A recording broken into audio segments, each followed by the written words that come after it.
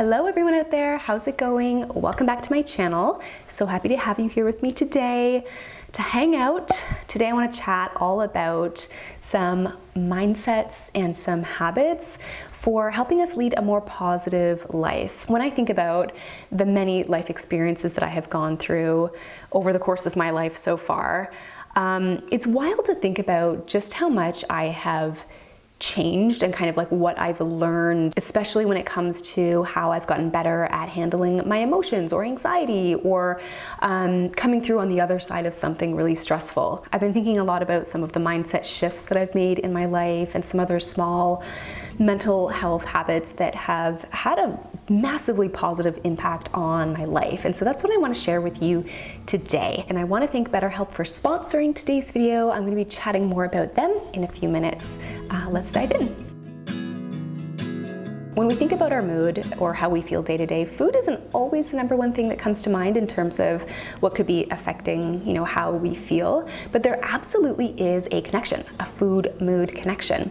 Our nutritional status and things like, a high intake of sugar or refined carbohydrates can all play a role in how we feel. When we're experiencing blood sugar highs and lows, we can experience mood highs and lows, especially if we're just not feeling properly satiated through the day or we're still hungry. So here are 3 types of good mood foods for you to focus on a little bit more in your diet. Number 1 are foods rich in B vitamins. B vitamins are wonderful for all kinds of things in our body, but energy and mood. So things like fiber-rich whole grains, eggs, fish, greens like spinach and kale. Next are prebiotic and probiotic rich foods to support our gut. A happy gut equals a happy mind because the gut and the brain are so very connected. Fermented foods like sauerkraut or yogurt, these are great, but also prebiotic rich foods that help to fuel our healthy microbes and kind of feed them. So things like garlic and onions and beans and berries. And lastly, protein. Trying to include a source of protein with your meals through the day is going to help to slow down the rate at which sugar is absorbed, and it's going to keep you just feeling so much more balanced and also satiated a bit more with your meals. Eggs, nuts and seeds, different kinds of meats and beans. And aside from these things specifically, I think that we can all agree that nourishing our bodies with nutritious food just makes us feel good. Ever since I was a lot younger, I've always had this tendency to sort of tune in to how I'm feeling whenever I can sense that something's not quite right. Even just a simple, like, how am I feeling right now? What's on my mind? Or like, what's bothering me right now? Even things like noticing physical signs, like maybe muscle tension that can sometimes be caused by anxiety. These are all really great ways to cultivate some more of that emotional awareness, being aware of how you are feeling. And acknowledging how we feel is so important here, right? As opposed to pretending like we're fine, not dealing with it, not acknowledging how it is that we are feeling.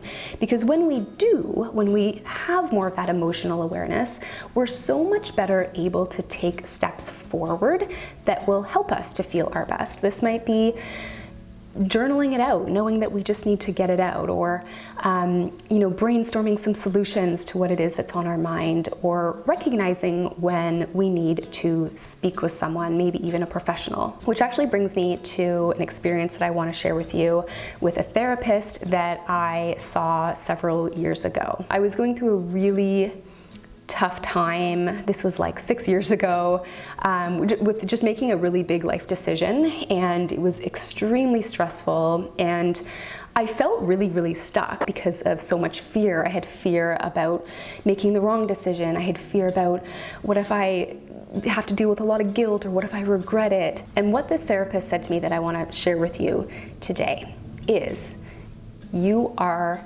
not stuck. You are never stuck. The only person making you feel stuck is you. And it was such a simple thing to say, but something about having just that external kind of perspective, and a professional perspective at that, just something clicked in me, kind of like a veil lifted. And after that, I went on to, make the decision that I knew was right for me. And here I am today. And I often think back to that mindset that you are never stuck. and kind of realize that we can, at least most of the time, take charge of our situations and make changes that we need to make. And if you feel like you're dealing with anxiety or stress or feeling stuck like that, maybe in a similar way, therapy can be such a wonderful tool, and it's why I am so grateful to have BetterHelp sponsoring today's video. Therapy has been a big part of my life over the years, especially like through my 20s, just dealing with a lot of anxiety in my life and even depression at times. But even now, as I've gotten older, it's still something that I hugely encourage people to do. So the way that BetterHelp works is they assess your needs and they'll match you with your own licensed professional therapist. You can start communicating with them within 48 hours. You can just log into your account and send them a message. They offer a whole wide range of expertise. They have a network of over 20,000 therapists. You'll get timely responses, plus you can schedule video or phone sessions, which is great, so you don't have to wait around in waiting rooms. This isn't a crisis line, it's not self-help. It is professional therapy done securely and confidentially online, and it's available worldwide as well. And it's also more affordable than traditional offline therapy, and there is financial aid available if you need it. And anyone who's ever spoken with a therapist before, myself included, knows how incredibly important it is to feel comfortable and like you have a good connection with the person that you're speaking with. They make it really easy and also completely free to switch therapists as needed if you feel like you'd like to. So if you want to join over 2 million people taking charge of their mental health with the help of a licensed professional, you can even get 10% off your first month at betterhelp.com/Livingstone. That's betterhelp.com/Livingstone. I'll leave a link for you below in the description box. During really stressful times, do you ever imagine the worst case scenario, also known as catastrophizing? I am so guilty of doing this. I have such an imagination. I think it's just because I have such a creative mind, but this has been something that has been like an issue for me my whole life, is just coming up with the worst possible case scenario. Even though I know like 99% of the time, these worst case scenarios are not going to come true. I don't know why we do this to ourselves. Who knows? Maybe it's a way of kind of preparing ourselves for the worst. But the question is, how can we mitigate this level of worry, these fears that can kind of take over and cause us to just sort of spin in circles in our head? Something that I want to share with you that I find to be immensely helpful here is with basically breaking down our fears. So step one here is to identify or to acknowledge the fear that you have about something. Then you want to educate yourself by asking yourself, what do I need to know more about this fear that I have? Is there, more facts that I need to pull? Is there some statistics that I can look at to help to educate me more about this fear that I have, this worry that I have? Knowledge is power, right? When we actually understand something so much better, it can help to kind of fill in the gaps, right? We can actually feel so much more empowered when we fill in those gaps where we are otherwise stressing or creating fears that aren't even really true, but we're filling them in with the truth of the matter, the actual real knowns. We spend a lot of time on our devices that are 24/7 operational, constantly putting out information, constantly just on, buzzing. But we as people, as humans, don't operate that way. I love taking wisdom from nature here, from trees, from the changing seasons. There's always a time for growth and for rest and for night and for day and for blooming and creation and, quiet and the shedding of leaves. We are just like that. There is such an ebb and flow in how we are as people, and welcoming this and embracing this is one of the best things that we can do. The thing is, sometimes when we do take time for rest, we're not fully allowing it, or we feel really guilty about it because we feel like we should be doing something. We feel like we should be active and we should be productive.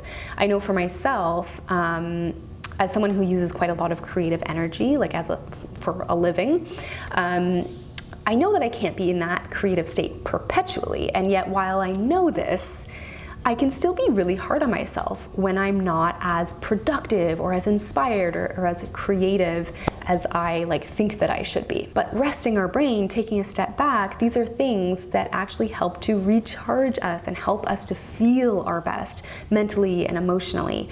Burnout is a real thing. I've experienced it myself, and it's honestly just never worth it to sacrifice your happiness. So try out this exercise. Take a moment to reflect on all of the things that you do daily, day to day, or maybe the things that you've been working towards for the past, few weeks or months. Just really take a moment to acknowledge and to appreciate what you do every day. This can help you to feel less guilty about making time for rest or for play. And this is a good practice regardless. Regardless, it is so important for us to be proud of ourselves and to take time to appreciate the things that we ourselves are doing day to day, and to just be proud of ourselves feels good.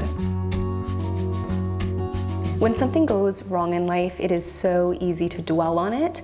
We might beat ourselves up or stress about it or worry about it or just bring ourselves down about something that's just not going right. And I think that that's normal. It's a normal reaction to be frustrated about things that aren't going right.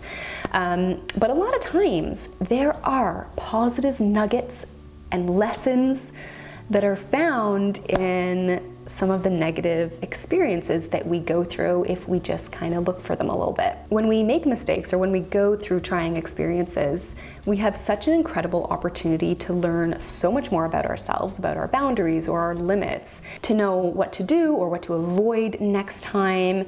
We can grow stronger, more resilient, and we can relate to others so much more as well. And sometimes it's just a simple reflection of asking, what can I learn from this experience?